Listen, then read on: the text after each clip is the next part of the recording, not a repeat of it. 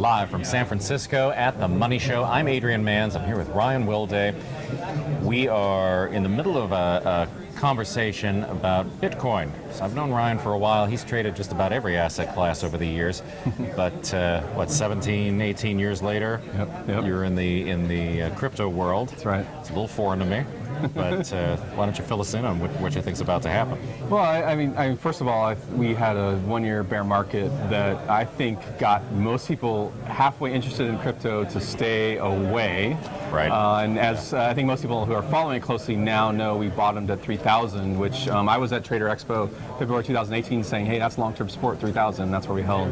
And that's using the Elliott Wave theory, which very briefly knows that markets move and trend in a five-wave pattern. They correct in a three-wave pattern.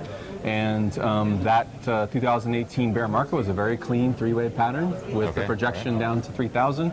And that's where we bottomed. And so far, we have 5 waves off the low that has topped about 13,499. Now, I actually think that's the first wave in a larger 5-wave pattern. And so as long as we hold 4,300, I'm actually expecting, drum roll, a move into 6 figures. Oh, wow. So on what time horizon are we looking at? I don't actually pin. I would love to see it by next year, but I'm not sure that's necessarily what we'll see. We could even see a really aggressive market with a lot of FOMO, so to speak, fear of missing out, people pushing it by the end of the year. But I doubt it. I think we're more likely looking at next year. I just don't pin the market to time frames. So.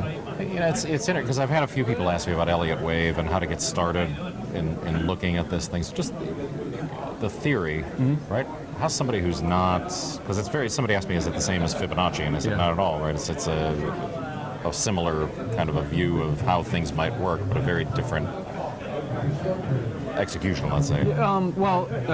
Fibonacci's work within the Elliott Wave theory. So when people talk Fibonacci retracements, right, I say, well, what Fibonacci's where? And every 5-wave pattern has, so the relationship for the third wave to the wave 1 and 2 has a set Fibonacci level we're looking for that marks our support.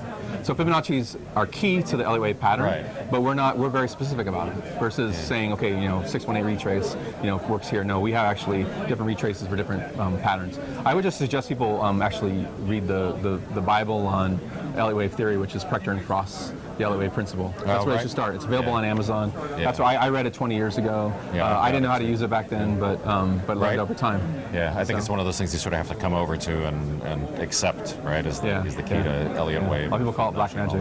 Right. I've had somebody tell me when I talk about Fibonacci that it seems like voodoo to them, so it's a similar kind of a thing. Well, the basis of the pattern is that crowd thinking has a mathematical pattern.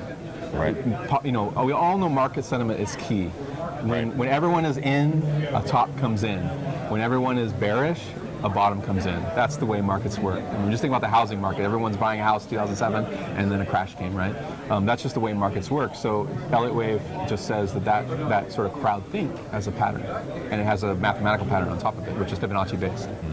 And then how'd you wind up moving from stocks and futures and options into crypto? What was the? I was trading back then. I was trading, also holding down a career in tech, and a programmer friend of mine said, "Hey, you look at Bitcoin." I was like, "What the heck is Bitcoin?" Were you doing mining or? I was on the early days. I was doing mining. That's why I tried it. He's like, first of all, when he told me about it, I was like, "What the heck is this?" And I looked at a chart, and it was so volatile.